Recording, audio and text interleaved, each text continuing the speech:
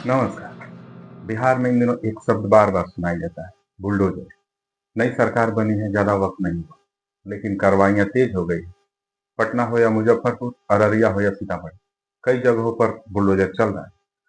अब अतिक्रमण हटाना गलत नहीं है, सरकारी ज़मीन खाली होनी चाहिए। लेकिन सवाल यह नहीं कि बुलडोज़र चले या नहीं, सवाल यह है कैसे चले और कहाँ चले। क्योंकि कई जगहों पर लोग कह रहे हैं, वे कल से वहाँ नहीं रह रहे थे, वहाँ सालों से रह रहे हैं। तो आज हम यही समझने की कोशिश करते हैं क्या सिर्फ प्रशासनिक कार्रवाई है या फिर इसके पीछे कोई और वजह भी है? जिन इलाकों में आज बुलडोजर चल रहा है, वहाँ अतिक्रमण है या नहीं? कई जगहों पर लोग 20-30 यहाँ तक कि 40 सालों से रह रहे थे। इस दौरान बिजली का कनेक्शन मिला, पानी की लाइन आई, नगर निगम का रिकॉर्ड भी बना, यानी व्यवस्था को सब पता था। अब सवाल यह नहीं कि सरकारी थी या नहीं, सवाल यह है अगर सबको पता था तो इतने सालों तक वहाँ कुछ क्यों नहीं हुआ? अगर तब तक कुछ नहीं हुआ तो इतनी अचानक जल्दी क्यों? नई सरकार आई है, 1 महीने के अंदर-अंदर कार्रवाइयाँ शुरू हो गई।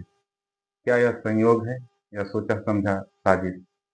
यह सवाल इसलिए भी ज़रूरी है क्योंकि कार्रवाई का समय अक्सर उसके इरादे की तरफ इशारा करता है। बात करते हैं कानून की। कानून कहता है पहले नोटिस दो, फिर सुनवाई, फिर कार्रवाई। यानी किसी को हटाने से पहले उसे बताना ज़रूरी है, उसकी बात सुनना ज़रूरी है। लेकिन कई जगहों पर लोग यह कह रहे हैं कि उन्हें पूरा नोटिस नहीं मिला। कुछ लोगों का कहना है यहाँ तो 1 दिन पहले बताया गया या सिर्फ मौखिक सूचना दी गई। यह कहना है कि हर जगह नियम टूटा, यह कहना भी सही नहीं होगा।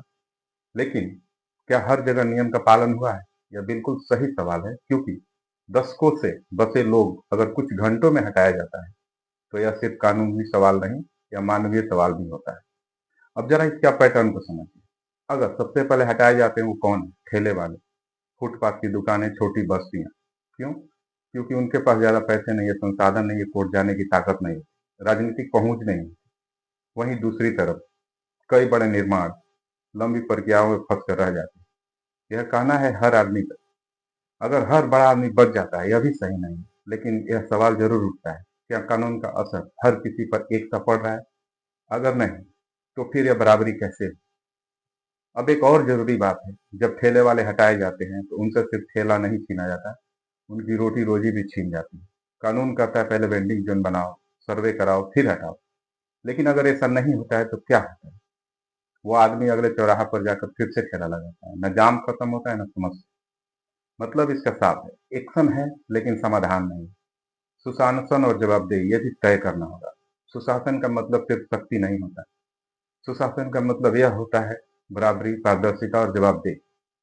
आज सबसे बड़ा सवाल यही है, इतने सालों तक लापरवाही किसने की? क्या उन अधिकारियों से भी सवाल होंगे?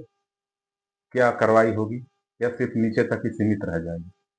एक और राजनीतिक सवाल जो पूछना गलत नहीं, क्या यह सब एक सख्त छवि बनाने की कोशिश है या फिर लंबे समाधान की शुरुआत?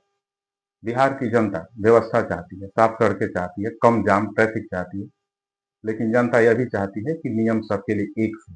अगर बुलडोजर सिर्फ कमजोर पर चलता दिखे तो सवाल उठेंगे, और सवाल उठाना लोकतंत्र में गलत नहीं। धन्यवाद।